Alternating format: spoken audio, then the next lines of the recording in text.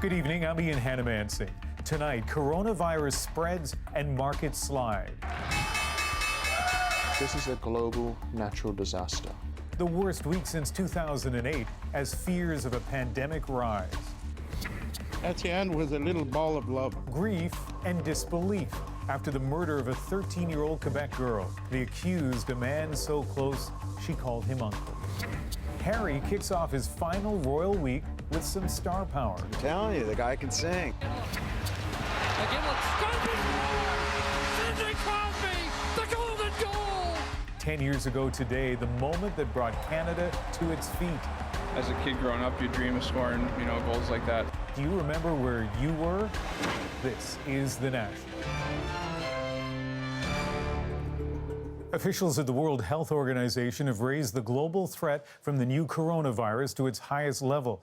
But it won't declare COVID-19 a pandemic yet, in part because their assessment is containment efforts haven't yet failed. But it's a fight the world seems to be losing, with at least 9 new countries reporting their first cases over the past 24 hours, from Mexico to New Zealand to Nigeria. And there is certainly an epidemic of panic on Wall Street. The week-long plunge in the markets, now the worst seen since 2008. That is striking for a virus that is new and unpredictable, but also has caused so far just a fraction of the deaths seen from the seasonal flu. Peter Armstrong delves into what's driving the drop. Okay, that was ugly. The worst week the Dow has seen since the financial crisis in 2008. Stocks lost more than $4 trillion in value since their last peak. Still, the White House is trying its best to downplay the longer-term risk. We just think the economy is sound, and therefore, I just don't think this short-term stock market plunge is going to have any long-term effect. It's bad, bad.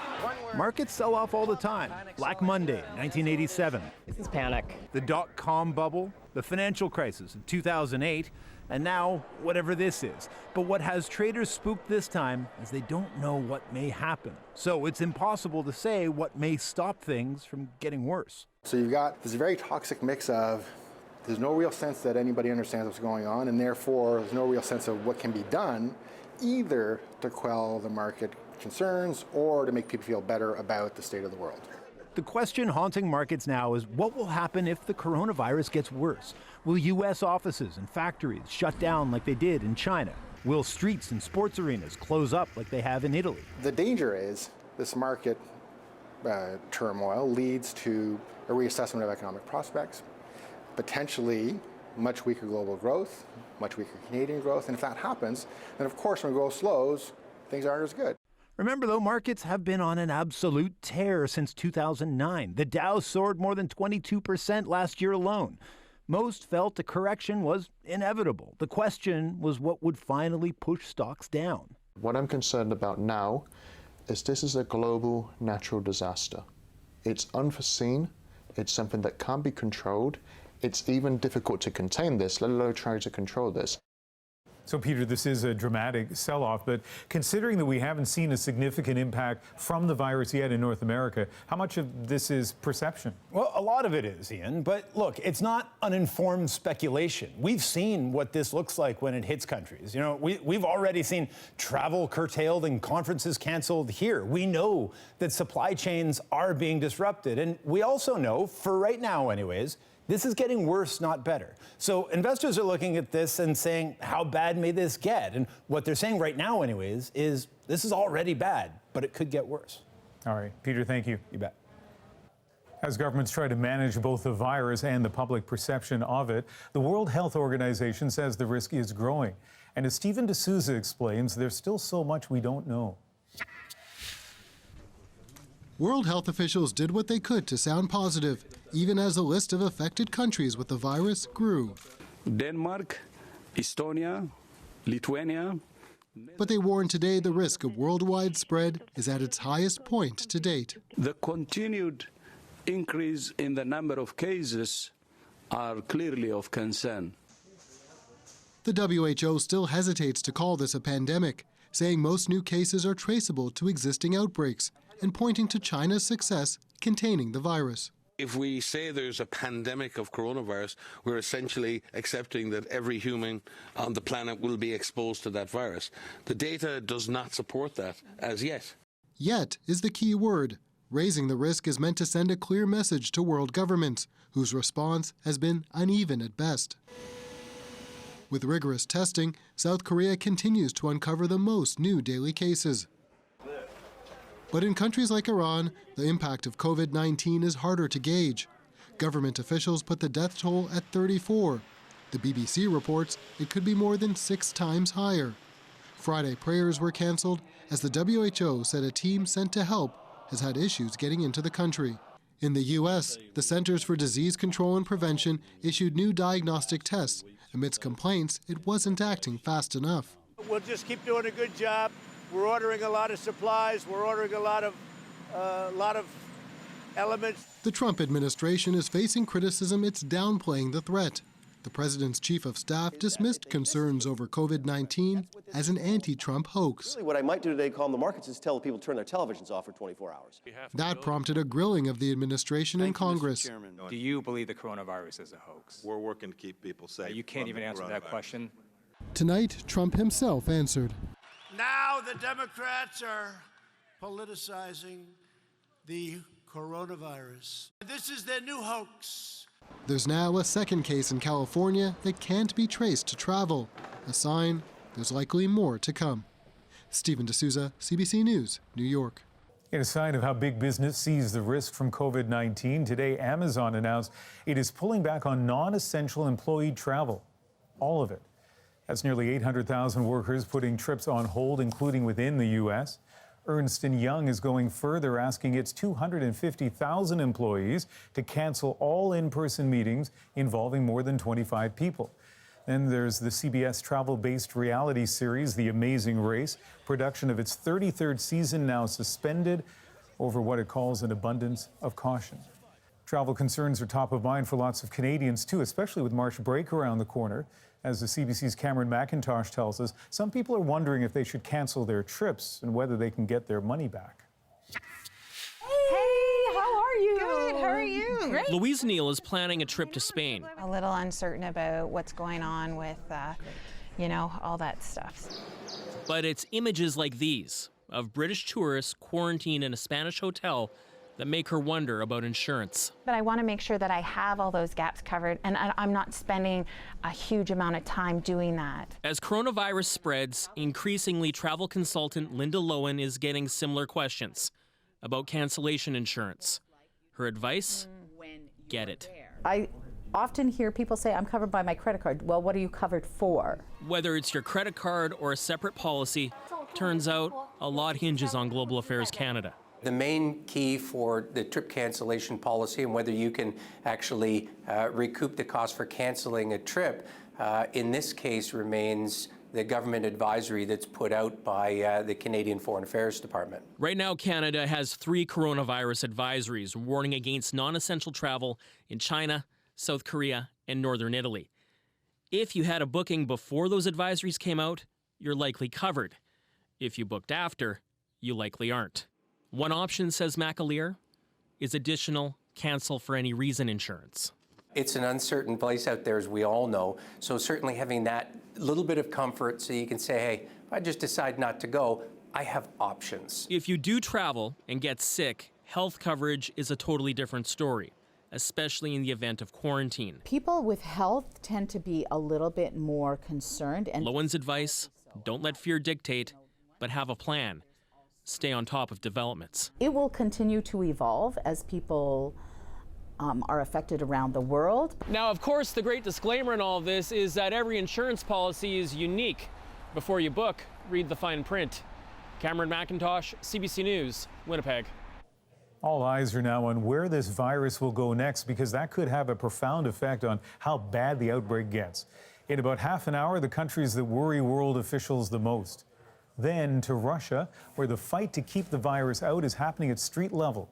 We're there as Russian Cossacks are on patrol looking for anyone of Asian descent. That's coming up later. Via Rail says at least partial service will be restored on most passenger routes by Tuesday. That's after weeks of disruption caused by protests and blockades in support of some BC Indigenous chiefs trying to assert their land rights and block a natural gas pipeline. Chris O'Neill-Yates now on the long-awaited meeting to try to solve this dispute. If anything, the pressure has grown. After 3 hours of face-to-face meetings yesterday, federal and provincial ministers arrived for a second day of talks with the Wet'suwet'en hereditary chiefs. Good morning. It's an exciting day. And it feels like a good day, too. They know they have a steep hill to climb. The chiefs and Minister Bennett and myself have come in with an open heart, an open mind, and we're exploring the art of the possible. And I think that's promising. Minister Fraser and I have been delegated by the Premier and the Prime Minister to do this work, and that's why we're here, and that's the work we're going to do. This territory is at the heart of this dispute that's engulfed the country. Coastal GasLink's $6 billion natural gas pipeline is supposed to run through it. Some Wet'suwet'en hereditary chiefs oppose the project, but most elected band councils support it. The RCMP and Coastal GasLink have agreed to leave the territory while talks are ongoing. Our land in question is at stake of being robbed from us, and that's the bottom line with this. Antoinette Austin is against the pipeline. She and others came here to support the hereditary chiefs. The settlements that they're doing with the band councils, to me, it's peanuts. They're settling. It's the same idea as the trinkets and beads from way back when. None of this is obviously easy. Nathan Cullen is a liaison between the chiefs and government. He says both sides are under a lot of pressure to reach a deal. It was always going to be a table to solve this. It wasn't going to happen at a blockade. It wasn't going to happen at a protest. It was always going to be a conversation between leadership. Whatever the outcome of these meetings, no one expects it to be the final resolution. Right now, it's about finding a way to get there. And everyone in that room knows what's at stake: the future of Canada's relationship with Indigenous peoples. Chris O'Neill-Yates, CBC News, Smithers, BC. The federal government has rejected Alberta's call to quickly repeal the carbon tax in that province. The demand came after Alberta's Court of Appeal ruled the tax is unconstitutional. Today, the federal justice minister noted 2 other courts of appeal have ruled in Ottawa's favor in Ontario and Saskatchewan. The Supreme Court is set to hear arguments about the federal carbon tax in March. A showdown in South Carolina tomorrow could significantly shape the course of the U.S. presidential race. It is the last Democratic state primary before Super Tuesday. And as the CBC's Katie Simpson tells us, it's a make-or-break moment for Joe Biden. I want you to be our president. If Joe Biden is going to have any shot at becoming president, he must win big here first. The former vice president desperately needs a breakthrough moment in tomorrow's primary to keep his campaign alive. This is the most important election you've ever participated in. What America stands for is at stake right now. Biden says South Carolina will be the state where he makes up for his poor performance in the race so far, banking on support from the state's large African-American community. Given the Obama legacy, African-American voters are somewhat rewarding Biden because they feel they know Biden. Trust and experience are motivating factors for some people who came out to a modest rally in rural South Carolina today. Most of the supporters were older and from the African-American community. We know we need somebody in there with some experience that has some sense that can take this country back to where it should be. He was with Obama, so I think they got the same values, core values, and that's very important. A win would help Biden finally create some momentum as he tries to catch up to Bernie Sanders. You are a loud crowd. The clear frontrunner to become the Democratic nominee. Let's have the largest voter turnout in South Carolina history. But the senator has also been attracting energetic crowds here in South Carolina. I didn't even know if I wanted to vote this year, but Bernie's really pulled it out again. He's done so great so far. If Bernie Sanders can beat Joe Biden tomorrow, it will demonstrate that he can draw support from a broad coalition of voters, making him virtually unstoppable ahead of the Super Tuesday vote next week. It will also effectively end Biden's campaign and likely the 77-year-old's political career. Katie Simpson, CBC News, Columbia, South Carolina. A U.S. federal appeals court has blocked one of Donald Trump's signature immigration policies. Asylum seekers from Mexico will no longer be sent back while they wait for their cases to be processed. Nearly 60,000 people have been forced to wait in Mexico since January 2019. Human rights advocates say asylum seekers shouldn't be sent back to the place where they face danger. The Trump administration is likely to appeal the decision to the U.S. Supreme Court. In a small town northwest of Montreal, there is shock, disbelief, and deep sadness. A 13-year-old girl has been murdered, and the accused, a family friend she knew so well, she called him uncle. He appeared in court today. As Alison Northcott shows us, emotions ran high there, too. Flags are at half-mast outside City Hall in Lachute, marking the death of Océane Boyer. It's a sentiment of shock. It's incomprehensible how something like this could happen. The 13-year-old was last seen when she left for school Wednesday morning. Hours later, in a nearby community, a passerby found her body on the side of the road. Police say it bore marks of violence. Yesterday, police arrested 51-year-old François Sénécal, a friend of her family, so close she called him uncle. Today, Boyer's parents were at the courthouse to see him charged with first-degree murder in her death. They were joined by a crowd of family and friends. Océane was a little ball of love. That's what she was. It won't bring back Océane, but at least they're going to know that somebody cares for them and somebody is there for them. Family members of the accused were also in court. Sénécal's daughter, Alexandra, in disbelief, says she had gone to see her father after learning Océane was missing. J'étais allée les voir pour essayer d'apporter un support. Puis il m'a pleuré dans mes bras, puis il m'a dit ça se peut pas. She says her father loved Océane so much and that the families have known each other for years. At Océane's high school in Lachute, the school board says many are in shock, and psychologists were there today to help students and staff cope. In a small community like this one, the impact is huge. Here in Lachute, there are around 13,000 people. So last year, my son was in the same school as that little girl. So it's very hard. Police haven't released any details about a motive. The accused will be back in court next week. Alison Northcott, CBC News, Montreal. He was accused of killing his father, a prominent New Brunswick businessman. Now Dennis Olin is breaking his silence. I've had to walk out of the house and go into the garage and just scream. Giving a CBC documentary crew exclusive access as he faced a second trial. A behind-the-scenes look coming up. Plus capping off a wild and wonderful week for that emergency backup goalie. Please welcome hockey and media sensation, David Ayers. His Hockey Hall of Fame moment. But next, a royal prince meets rock royalty. What got the pair to team up at Abbey Road Studios? We're back in 2. It's going to be really easy. Just pretend you're singing in your face, okay? Yeah, it's easy. Breathe deep. Shout it out. 1, 2, 3. What a tease posted today to the Sussex Royal Instagram. That is Prince Harry sharing a mic with John Bon Jovi. The video cuts out right before Harry sings his first note. And spoiler alert, the royal prince hasn't found a new career in music. But as Briar Stewart explains, the pair is teaming up for a cause close to Harry's heart.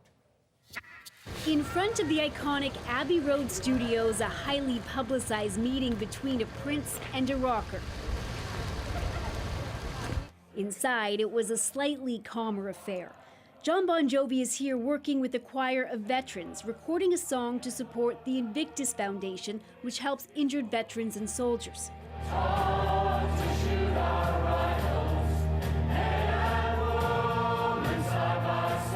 The prince, who only recently returned to the UK, is making a number of appearances over the next week and a half. That was awesome. You didn't even need him. For Prince Harry, today was all about the Invictus Games, but there continues to be a lot of attention on just what will happen next month when he and Meghan step away from royal duties. Even Bon Jovi joked about Harry's pending status change, saying he could refer to him as the artist formerly known as Prince. None of us in America especially know what it's like to walk in their shoes, but our admiration for his family, whether it's his brother, his father, his grandparents, is deep. After March 31st, Harry and Meghan will no longer do official engagements on behalf of the Queen, and they can't use the Sussex royal label. There's also this question about, can a royal ever cease to be a royal? And Prince Harry is a blood-born prince, so it was ever thus. While royal watchers say it hasn't been the smoothest of exits, those connected to the couple through their charities don't think much will change. Major Andy Kerr has served in the military for 36 years and is now an Invictus athlete.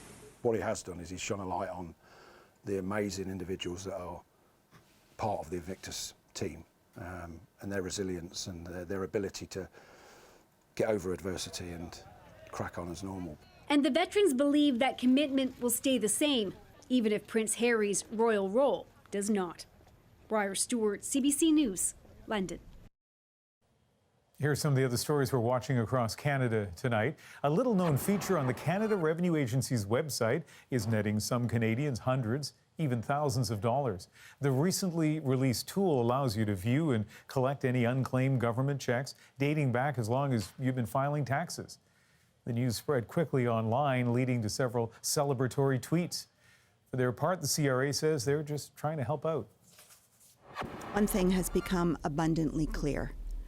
We need to do more. Ontario clamping down on vaping products in a bid to address youth vaping in the province. Proposed new regulations will limit flavors, nicotine levels, and where the products can be sold. There are also plans to expand prevention efforts and offer services to help people quit vaping.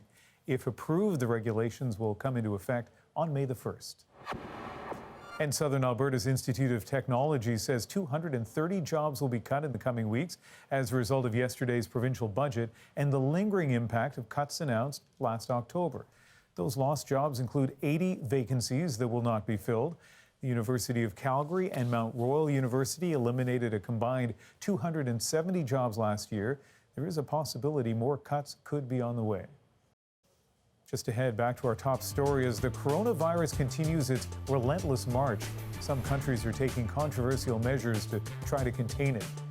We're with Russian Cossacks as they patrol predominantly Chinese neighborhoods looking for signs of the virus. And later, the golden goal. On the 10-year anniversary of that Canada-US game, the secrets behind this iconic photograph.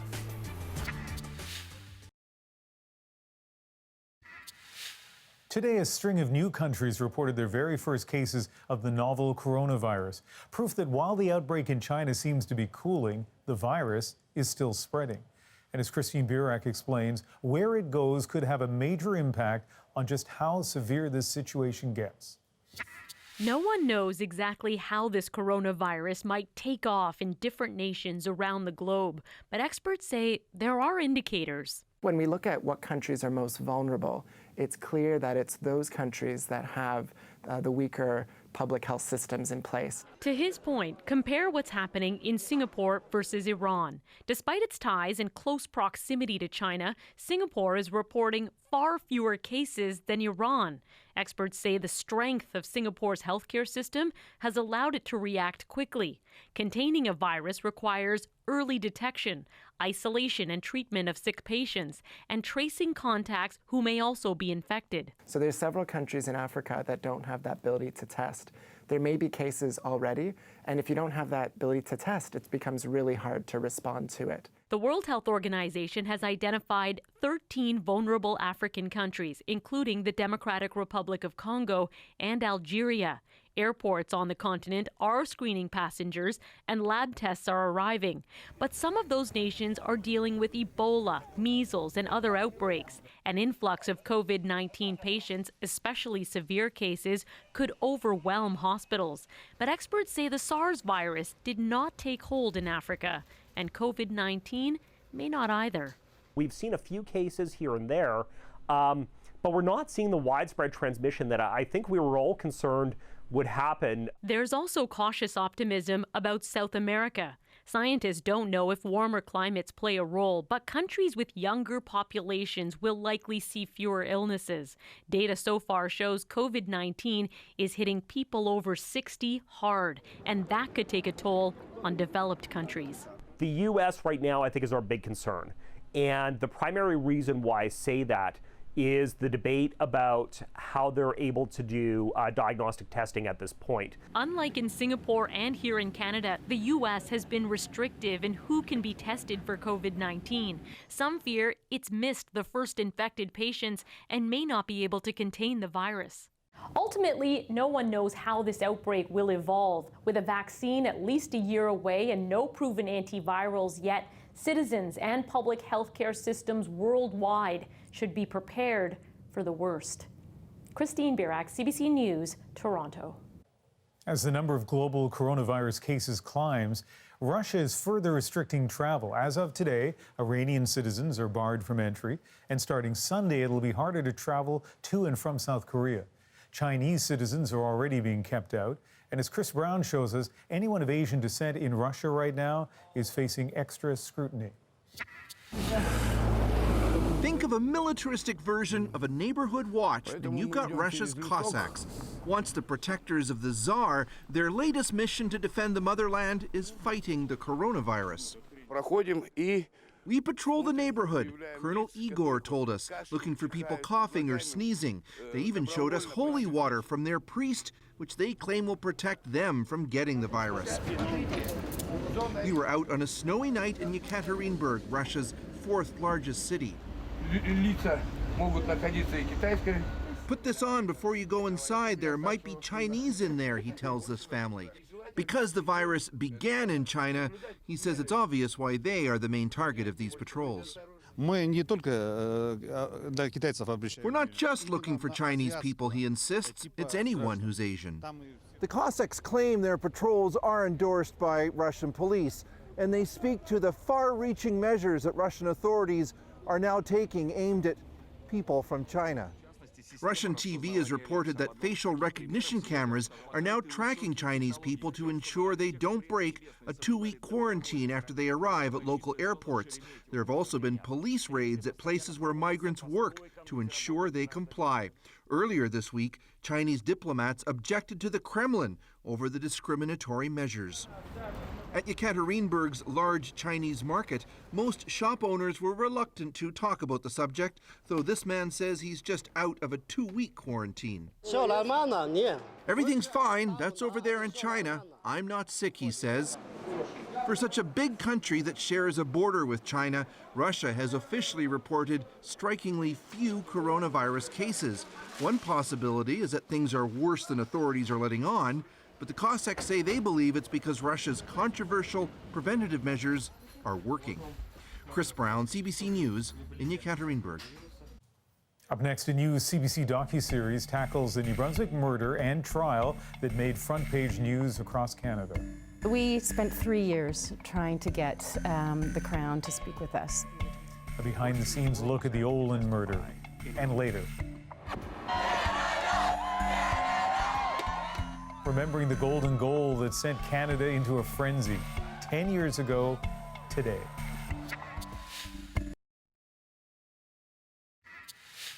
Nearly 9 years after his multi-millionaire father was brutally murdered, and 4 years after he was convicted of the crime, Dennis Olin is breaking his silence. A new CBC true crime docuseries debuts next week, following unexplored leads, digging into new evidence, and taking us behind the scenes of the retrial. I sat down with filmmaker to talk about the case and her unprecedented access to the family and its defense team. We have made these games the best Canada games ever. Richard Oland was one of New Brunswick's best-known businessmen whose family owned the venerable Moosehead Brewery. When he was bludgeoned to death in his downtown St. John office in July of 2011, a murder seemingly driven by rage, it quickly became the talk not just of the province, but across the Maritimes. The Olin family has been a part of this community, the fabric of the community. Yes, we're shocked, utterly shocked. Adding to the intrigue, police quickly zeroed in on one suspect, Dennis Oland, the last known person to see his father alive. It's not a pretty picture, Dennis. Any way you look at it, it's not a pretty picture. Among the evidence was Dennis's jacket. It had been dry cleaned but had traces of his father's blood. Oland always said he was innocent, but a jury found him guilty of second-degree murder. He was sentenced to life in prison with no possibility of parole for 10 years. He doubled over and sobbed and wailed in the courtroom. But in 2016, more than 5 years after the murder, a twist. A new trial was ordered. And that's where the documentary, The Olin Murder, begins, with the Olin family, which had kept away from the media, allowing the filmmakers into their lives as they agonized over the possibility of Dennis Olin being convicted a second time. I've had to walk out of the house and go into the garage and just scream, you know, and it's a scream of sadness and it's a scream of anger, and it's just like, you know, why? Were you at all surprised at some point with how open they were with you? I never for a moment felt that they had their walls up. And they knew some really difficult questions were coming. And I think they were ready to speak. They hadn't spoken about any of this for years. Here, Olin talks about the pressure of testifying at the trial. The worst thing in the world is having to testify in your own defense. I do ask myself, am I going to be able to deal with that? For 3 years, Olin and his family opened up before the cameras. But perhaps more extraordinary, possibly even unique for a Canadian trial, was the defense team, which agreed to allow the documentary to get inside their meetings. Even when they told you you had the right to consult with a lawyer, you spoke to Bill, and Bill says, don't say anything, I'm on my way down to meet with you. So all I did is say, they're telling me I should have a lawyer, can you come in? Okay, so that's all I did. Okay, that was your opportunity, as I read in there, to speak to a lawyer. You haven't really consulted with a lawyer. What you've done is you've arranged an appointment to consult with a lawyer. They're dealing with a man's life and a man's freedom, and so we would hear about strategy, or we would hear them talking about the things that they, think are important, or things they want to investigate a little further. So it was thrilling, exciting. What was the murder weapon and where did it go? We don't know. But it's clear whatever the murder weapon was, it was used in close proximity to the victim, so there would have been lots of blood flying through the air right there where the perpetrator was. Getting the other side, answering questions about the investigation and the trial, proved more difficult. We spent 3 years trying to get the Crown to speak with us, the Attorney General, the police, the active police as well. And in the end, when they chose not to sit down for an interview, we put a lot of effort into making sure that their side of the story was being told. In part, that comes from St. John's former police chief, who never wavers from his belief Olin is guilty. We try to find evidence, chase down a lead or chase this down to no avail. But the crescendo for us was the jacket. Of course, Dennis Olin was convicted of killing his father, but for the retrial he assembled a formidable team, private investigators, experienced lawyers from Toronto. All of the evidence, old and new, and developed a single timeline so that you can sort of see everything that we know objectively was involved in Richard Olin's homicide. It's not a statement on our justice system. It's just asking people to take a moment and imagine that maybe we don't know everything. But the documentary raises an important issue that goes beyond this case. Did Dennis Olin's affluence affect his chance of being acquitted? If you're accused of a crime and you don't have the finances to fight hard, especially if you're wrongly accused of the crime, you're in trouble.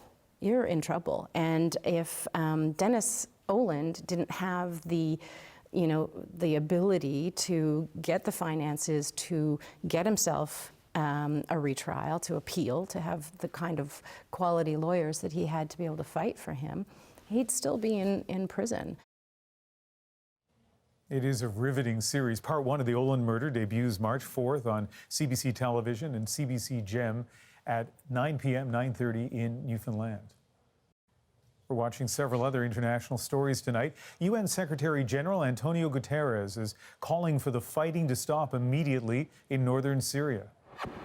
Without urgent action, the risk of even greater escalation grows by the hour.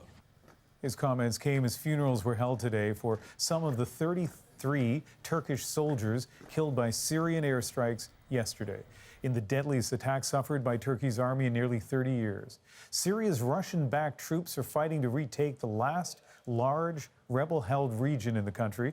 Turkey has been backing the rebels. And fires broke out near the Gare de Lyon train station in Paris today.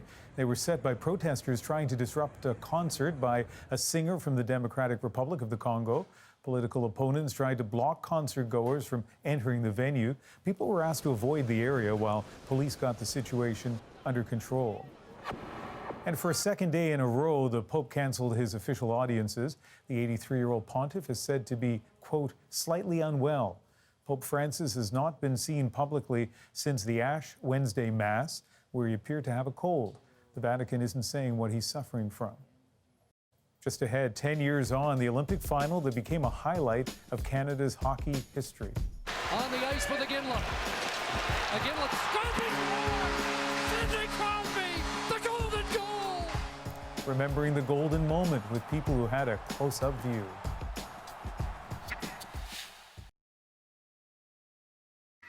Well, some of you have sent photos from 10 years ago tonight. A lot of people remembering exactly where they were, just how tense they felt when Crosby scored the golden goal. And we have reaction from Crosby himself. I think just happiness, you know. There's a lot of pressure, a lot of expectations, and, you know, I think as a kid growing up, you dream of scoring, you know, goals like that. And what about the other people on the ice that night?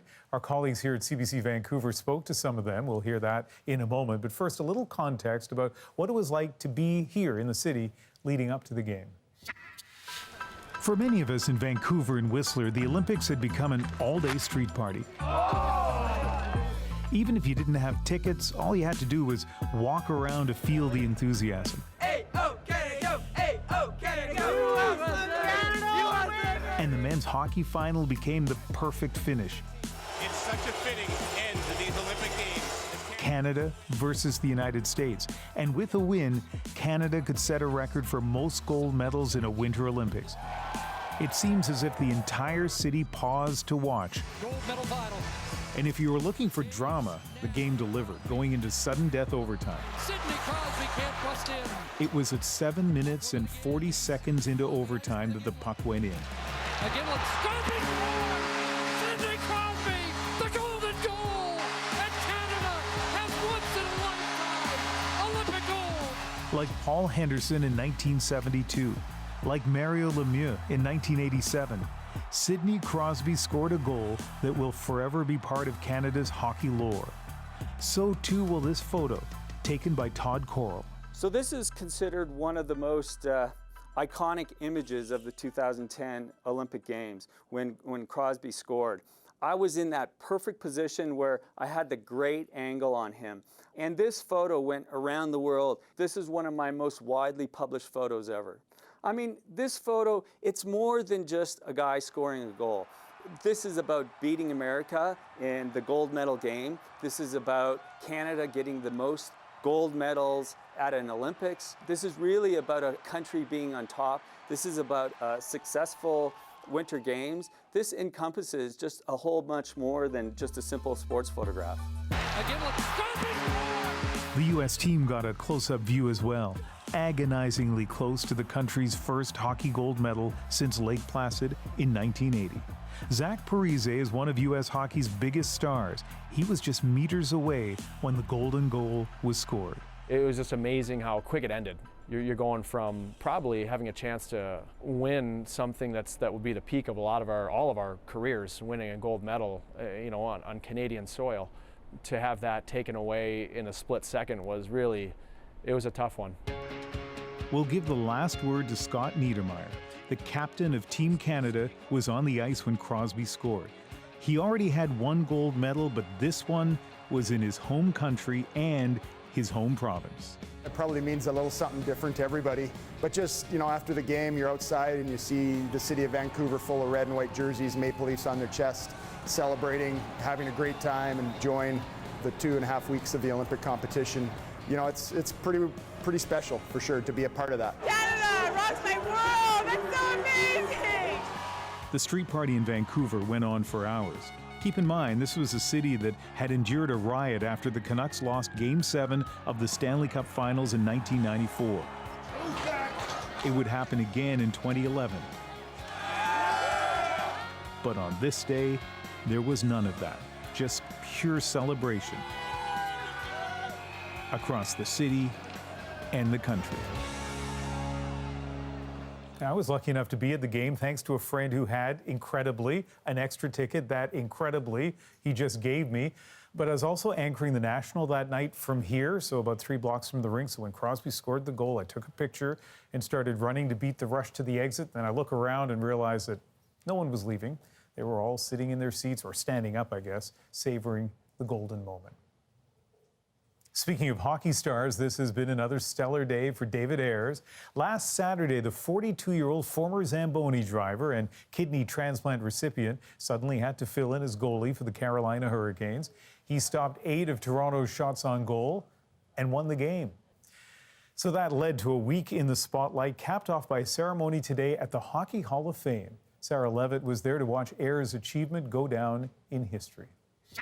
Please welcome hockey and media sensation, David Ayers. He's starting to get used to it. David Ayers, the former Zamboni driver from Whitby, Ontario, turned NHL goalie. You autograph me? Yeah, absolutely. You've got to know the story by now. Saturday night, and the Carolina Hurricanes goalie gets injured. Then a hit takes out the backup goalie. As the emergency backup, Ayers gets in the crease. The Hurricanes win, and Ayers steps into the record books. An instant hero. Not only is Ayers the first emergency backup goalie to win an NHL game, but he's also the oldest goalie to win in his first NHL appearance. Since then, he's been busy. Don't worry, Steven, I got you. U.S. talk show appearances. And you get a standing ovation from everybody. David Ayers Day in North Carolina, and today, the stick he used on that glorious game is in the Hockey Hall of Fame. A bit of a whirlwind for you this past week. What's that been like, all the media attention? Yeah, it's something I'm kind of a low-key kind of guy, so I didn't really expect this kind of attention. Alongside Ayers this whole time, his wife, Sarah, whose tweets displayed her emotions and raised some eyebrows. I think he's keeping me grounded more so out of it and telling me to calm down and stop stuttering as much during interviews and that. But no, I think we're both kind of keeping each other in check with it. So what's next for Ayers? Back on Saturday night as emergency goalie at the Leafs. So who knows, it may happen again, but I feel like it's a once-in-a-lifetime kind of thing. A kind of thing he'll never forget. Sarah Levitt, CBC News, Toronto. A Fredericton bartender may be used to handing out drinks, but last night she helped deliver something else. The person who works front desk came over and said, somebody's giving birth in our lobby. Her story is our moment, coming up.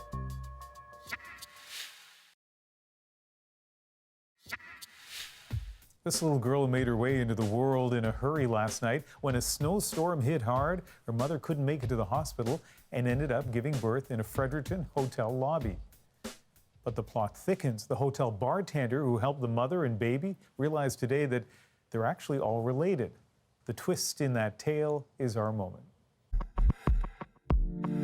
The person who works front desk came over and said, somebody's giving birth in our lobby. I heard one scream come out of the mother, and then I heard the sound of a newborn, and I knew, okay, that's real. She had the baby in her lap in between the two doors in our lobby, so we just got her to scoot forward. The operator told me that we needed to tie off the umbilical cord. Mother held the cord, I tied it off, and just waited with her until the ambulance got there. And then to find out later on that we were actually we're distantly related was just crazy. The person who was working front desk asked me if I knew them. I said, no, I have no idea who these people are. And he said, well, you guys share a last name. The mother came back in this morning to thank me. And then we got talking and we realized her great-grandfather and my great-grandfather were brothers. I feel like she's my fifth cousin. I'll never forget this for as long as I live. Amazing work all the way around. Now, she mentioned that she was talking to the operator, so presumably the 911 operator who helped her through that. I was at Calgary's 911 dispatch center yesterday. They give out stork pins there and maybe at other dispatch centers for all of the people on the phone who get 911 calls who assist in a birth. Maybe someday we should put all those stories together because they're probably all dramatic and all have a happy ending. That is the National for this Friday, February the 28th. Good night.